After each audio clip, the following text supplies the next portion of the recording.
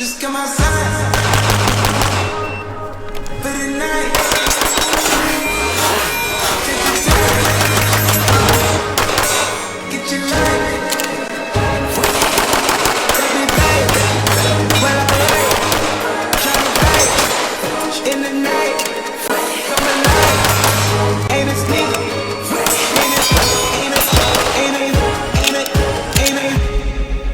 What's up, YouTube? Fowler Vanta 9, full size, and wanted to show you guys. This was on my bucket list for a long time, and you know, when you get into 2011s, you start to realize like the rabbit hole you're down, and you know, you're gonna be spending some money. These are crazy expensive, but you're getting a hand finished gun, and you get what you pay for when it comes to these. And with this, I honestly think it is underpriced, but I'll get into all that towards the end of the video and explain why I think this is the best 2011 for the money.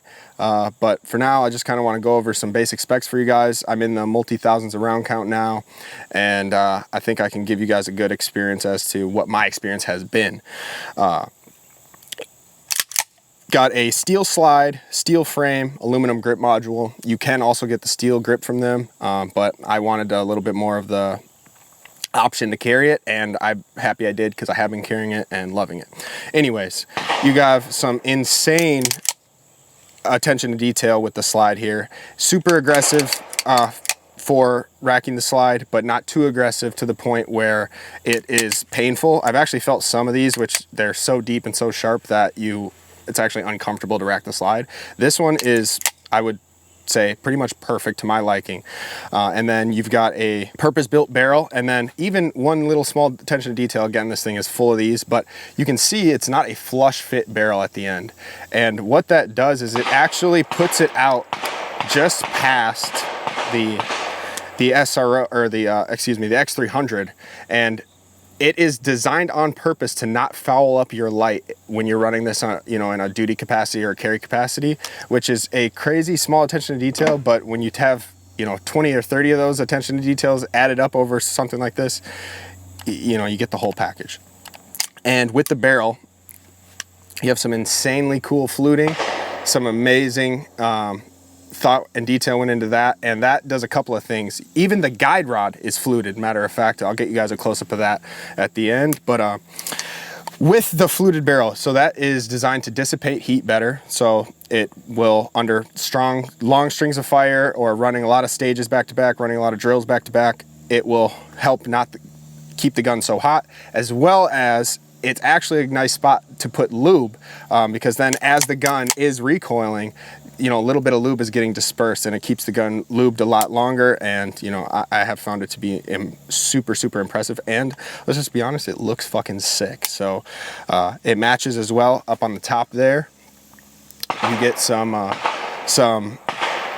you know, incredible attention to detail, and you know, aesthetics matter at the end of the day. In my opinion, this is the most beautiful, you know, in my eyes, this is like the Ferrari of pistols, and I wanted that, and you get what you pay for. It's like, you know, you buy a Ferrari, you're gonna pay for it. You buy this, you're gonna pay for it. Buy a Rolex, you're gonna pay for it. So, you know, at the end of the day, you have to just kind of accept that that's what it comes with. But even moving on with the SRO here, I went with the RMR plate. You can get RMR, 509T, Acro. It might even have other plates at this point. So you can throw whatever dot you want on at this point, which is, you know, nice, because some manufacturers you get just RMR and, you know, nothing else. But Fowler gives you a ton of options.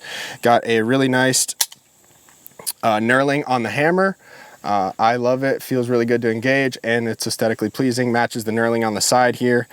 So you do get your 30 LPI check ring, which is lines per inch on the frame, which is such a small attention to detail. But now that I've had it, all my other 2011s that don't have it, I actually feel just so kind of boring to shoot, and you don't get that same touch point every time you build your grip. You come out of the holster, your thumb lands on the check ring, you press out, and you just feel like the gun is, it almost feels like the gun is squeezing back. So you're squeezing the gun and the gun is squeezing you. It's kind of like the best way I could put it for you guys. It's incredible, and that attention to detail is, like I said, just one of the many additions. So with that, you get really nice grip safety as well. It is technically ambidextrous, but Fowler kind of has a sort of an odd, but in a good way, useful grip safety. So it's wider on your dominant side. For me, that is on the left-hand side, or well, it's for a right-handed shooter, but left of the gun. And then it's smaller on the right-hand side, and that prevents it from digging into your strong hand. So your support hand can actuate it very easily, and then it's out of the way of your strong hand. And vice versa, he does offer that for lefties, so you can get that flipped. So you basically get the best of both worlds. You get ambi, but you don't have ambi hurting your hand. Win-win. Pinned beaver tail with the aluminum grip. Fowler pins all the grips, and that is my preference too, for sure. You already have a slide safety, so no need for the grip safety. And it's just another thing to kind of get in the way and be moving around, and you know, unnecessary in my opinion. I went with the Valentine grip, aluminum grip module. It is phenomenal. I have been carrying it. Doesn't tear your stomach up, doesn't ever catch on any of your shirts or tear the shirts up, tear any of the hair on your stomach up. In my eyes, I usually don't love happy medium, quote unquote, grip texture. I just like really aggressive, and I kind of deal with it on the carry. But with this, I was really interested because I hopped on Reddit, you know, where we all kind of go. And I was asking around, seeing what people thought of the Valentine grip, and it had great reviews. And then I'm happy to report I am squarely in the camp. I would get the Valentine grip again. If I was only going to compete with it though, however, I would get their most aggressive grip. But if you're going to be like me and you want to have a hybrid role, compete with it, carry it, and then just all around use it for more than just competition, then yes, Valentine's where it's at. It does give you some incredible grip on the front and back. Even more so with this grip, you get the balance of having an aggressive grip while also being able to maintain in humid weather, and in you know, your hands just get super sweaty. I'm in North Carolina, crazy humid, so we kind of have to rely on really aggressive grips, but this has been phenomenal for that.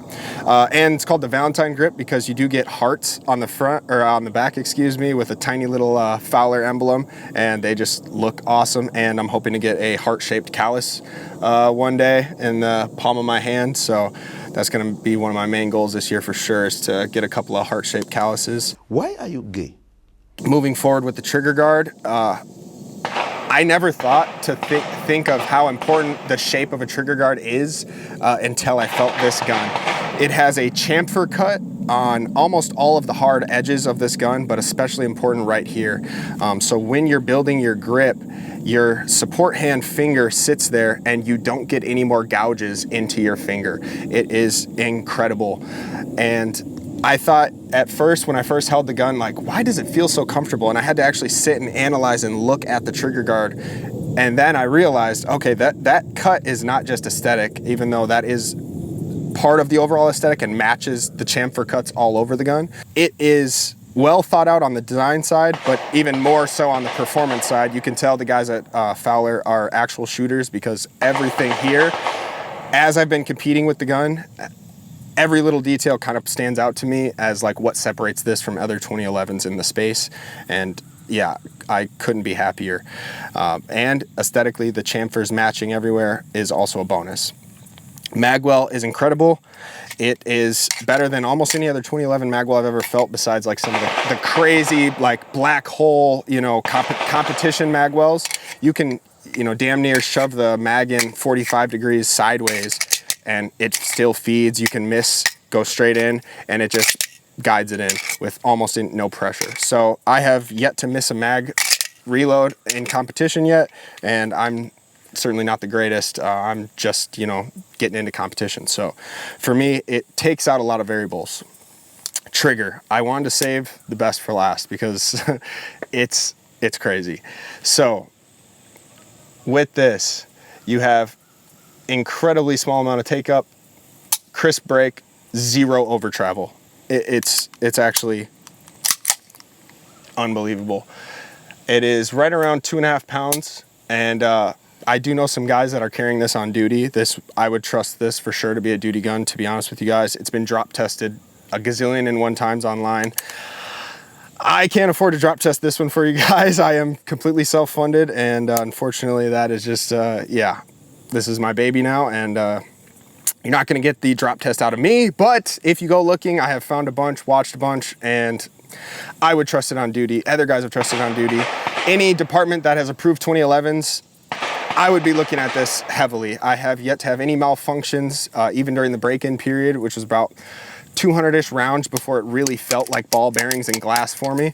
Right around that 200, 250 round mark is where I really felt the gun just like come alive. And for those of you that have ran 2011s in the past and understood some of those hand fit corks that they have, you can get some malfunctions and some just kind of overall not the best experience in that first 200 to 500 rounds. This for me, right at the 200 round mark, creme de la creme, and ever since then, this thing rides on ball bearings, skates, glass, whatever you want to call it. It's second to none. And yeah, enough rambling for you guys. I will get into some shooting. All right, so we're gonna run some OWB outside the waistband drills. I'm gonna do 2 on paper, 2 on paper, and then transition to this side of the barrier, 2 on steel. And we'll run that for time and see if we can't come up with a fun little drill here.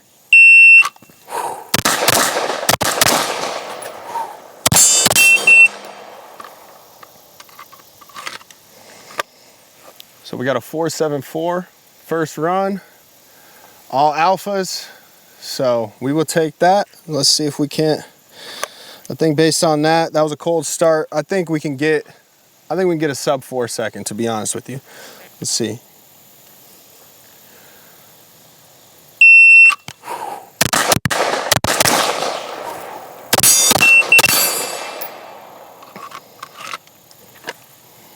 .450. So not bad, not bad. A little faster. I do want that sub 4 though. I want that. I want that.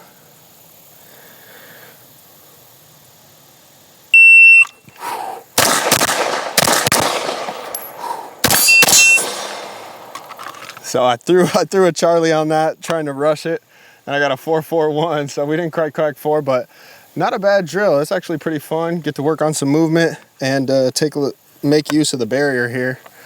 I kind of want to do one more drill for you guys with the barrier. I think what I'll do, same course of fire. I'll do draw 2-2, 2-2, and I'll drop to a knee, reload, peek out, and crack steel. 1 shot on steel.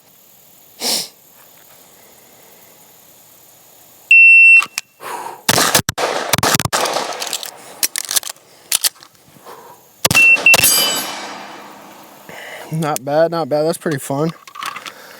So we got a 5.95, and I think we can beat that.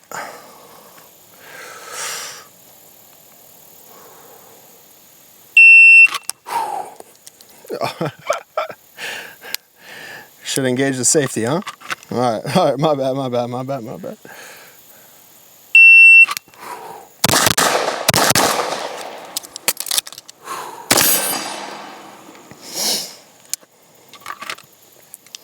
5.17. Oops. Oh, my bad. So we got a 5.17 on that. See if we can't break 5 seconds. That's got to be doable. That's got to be doable.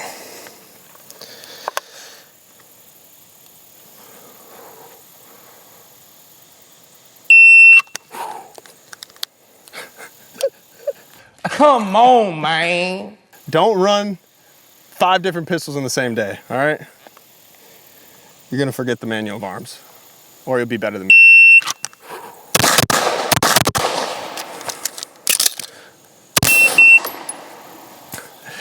I fucking love this gun, goddamn. All right, and we got a 3.59. Okay, so that was over a second faster. So at least that one was quicker.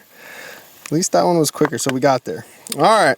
Now I think what I want to do is run some AIWB or appendix from concealment to show you guys that this is a gun that can easily be carried, and it's still going to be super effective and it's super fun. So let's get into that. All right, YouTube magic. Belt's gone, inner belt. All right, so we're from concealment. We're going to run 3 bill drills, and typically 5 to 7 yards is a bill drill. We'll eyeball it somewhere in that range, and I'm gonna go for sub 2 seconds.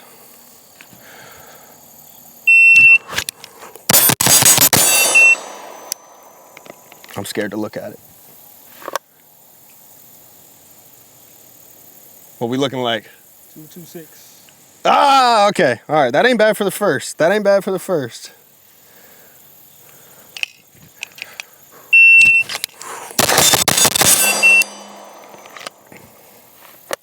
Ah! All right. Drop in the comments right now if you think I got this. If I got the sub 2 on the next one.